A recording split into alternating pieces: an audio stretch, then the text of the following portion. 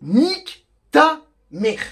Voilà, nique ta mère. Déjà, on commence, on fout les bases de ce débrief du match. Déjà, ça, c'est pour Buquet. Hein, on va être clair. Je sais pas si tu as eu des recommandations de la LFP. Je ne sais pas si tu as tatoué sur le zboob tous les joueurs de Lorient. Hein, je sais pas si tu as eu le droit à des faveurs sexuelles de toute l'équipe et le staff de Lorient. Mais franchement, bravo. Bravo de nous avoir niqué le match. Mais niqué le match. Alors après, c'est une responsabilité aussi des joueurs, évidemment, puisque tu ne joues pas la première mi-temps, tu joues que la deuxième. Où tu, bien sûr, cours après le score, hein, comme d'habitude. Et quand tu cours derrière le score, ben forcément, tu te précipites, tu as une mauvaise lecture du jeu, tu as une mauvaise anticipation et tu prends les mauvaises décisions. Voilà, tout simplement. Je vais pas tout remettre. Enfin, j'ai pas envie de tout remettre sur l'arbitrage, mais cependant, il y a eu des grosses erreurs pendant le match, des grosses mauvaises décisions de l'arbitre qui impactent directement sur tout simplement les faits de jeu qui vont en découler, notamment l'état d'esprit de l'équipe qui est quand même resté exceptionnel sur cette deuxième mi-temps. Les joueurs n'ont vraiment pas lâché. Et je pense que sur le dernier penalty qu'ils nous accordent pas, l'autre fils de sa grand-mère, sur le dernier penalty qu'ils nous donne pas, je pense que je me suis dit l'équipe va lâcher. Au niveau de l'état d'esprit, ça va pas tenir et on va complètement sortir du match alors qu'on avait réussi vraiment à prendre l'ascendant sur l'équipe adverse en deuxième mi-temps parce que la première mi-temps, très concrètement, pour parler du match, parce que je vais pas parler de l'arbitrage, mais juste une chose à dire, Lorient, vous méritez pas le match nul, vous méritez pas de gagner, et clairement, par rapport à ce que vous a offert l'arbitre, très clairement, vous méritez pas ce score. On mérite largement de gagner ce match. Voilà, je parlerai plus de l'arbitrage à partir de maintenant. C'est bon pour moi, c'est fait, c'est enterré. Mais si tu regardes la première mi-temps, moi, ce qui me dérange, c'est que, bon, Lorient rentre très bien dans le match, certes, un petit peu plus que nous, et on a des temps forts dans cette première mi-temps. Énormément de temps forts. On ne concrétise pas, on ne score pas, mais surtout, on ne cadre pas. On ne cadre pas. On est dans notre temps fort. On a deux temps forts dans cette première mi-temps. Sur les deux temps forts, tu dois au moins mener 2-0. À la première mi-temps, tu dois mener 2-0. Très clairement, tu dois mener 2-0. Et pourquoi on n'y arrive pas? Parce qu'on n'est pas assez tranchant, on n'est pas assez chirurgical dans nos occasions, dans notre vitesse au niveau offensif. Et tout au long de la première mi-temps, clairement, on a du mal à mettre de la vitesse dans nos transitions, dans la transmission de balles, dans le cassage des lignes. On ne casse pas les lignes, on n'y pas à passer ce premier rideau défensif, on n'arrive pas à être tranchant dans les 30 derniers mètres en fait. Et ça nous coûte de rentrer au vestiaire avec en étant mené 1-0. Alors sur le fameux but l'orienté, franchement, je sais pas s'il y a corner. Il faudrait que je revoie les images très rapidement.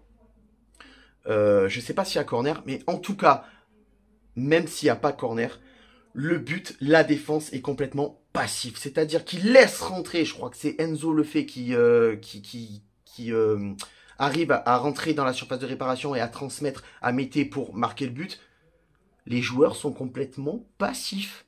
Ils ne bougent pas, ils ne vont pas, ils n'attaquent pas le porteur du ballon, ils ne mettent pas de pressing sur le porteur du ballon. Donc, ben ouais, il y a but. En fait, on se fait sanctionner directement. Alors qu'il est corner, pas corner, je m'en bats les couilles en fait. C'est juste l'attitude qu'on a sur cette action de jeu en fait, qu'on ne doit pas avoir. On doit être agressif, on manque d'agressivité sur le côté défensif, sur le porteur du ballon, et on se fait punir directement. Hein. Donc, c'est très compliqué. Première mi-temps, très très bonne première mi-temps de Kefren Turam. Très très bonne première mi-temps, faut le dire, de Melvin Bard. D'ailleurs, il a tellement bien joué qu'il s'est blessé. La seule fois où il joue bien, en fait, le mec joue tellement bien que quand il joue au foot, il se blesse, le mec. Mais bon, à noter quand même sa très bonne première mi-temps. Très très mauvaise première mi-temps, mais sur l'ensemble du match de Nicolas Pepe.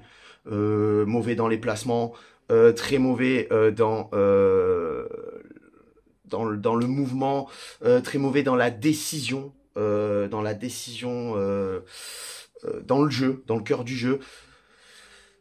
Très mauvais. Alors oui, il revient de blessure, mais non, là c'est vraiment au niveau où devrait être Nicolas Pepe, c'est vraiment c'est presque non professionnel ce qu'il a produit ce soir pour l'ensemble de son match. Pas plus de choses à dire sur cette première mi-temps. Deuxième mi-temps, on rentre vraiment bien dans le match. On court un petit peu après le ballon en tout début de deuxième mi-temps.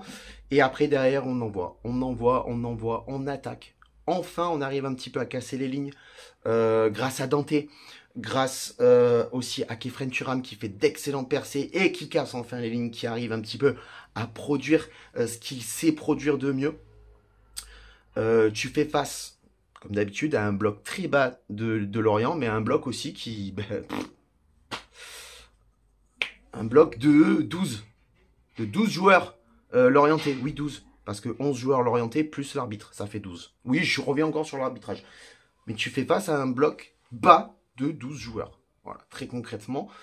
Les pénaltys non sifflés. Alors avec ces règles, le long du corps, pas le long du corps, c'est très difficile. C'est vrai, c'est très difficile. Alors sur le premier pénalty en première mi-temps, où il est de dos et qu'il la prend du coude comme ça, moi franchement, je te le dis honnêtement, sur cette action-là, pour moi, il n'y a pas pénalty. Après, pour tous les autres, clairement, il y a péno. Et notamment sur Khéphren Thuram. Il est en retard.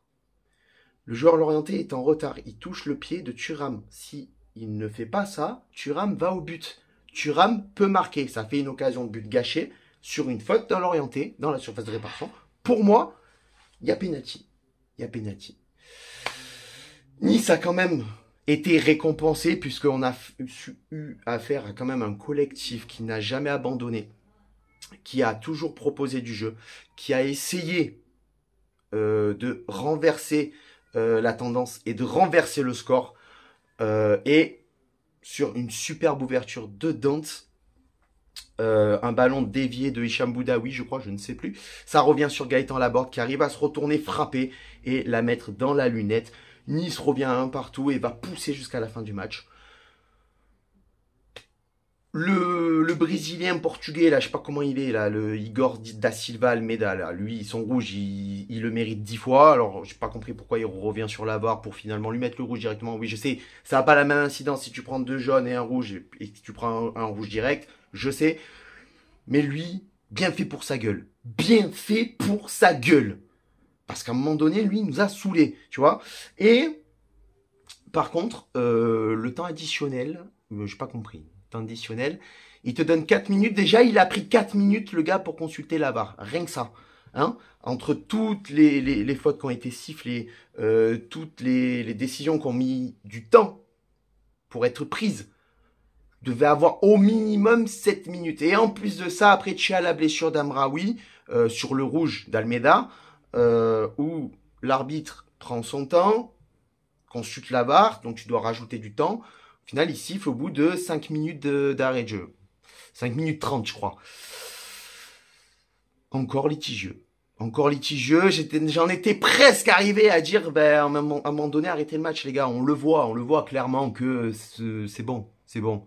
L'arbitre a quelque chose contre nous, ou l'arbitre a trouvé que les joueurs de Lorient proposaient des bonnes prestations orales.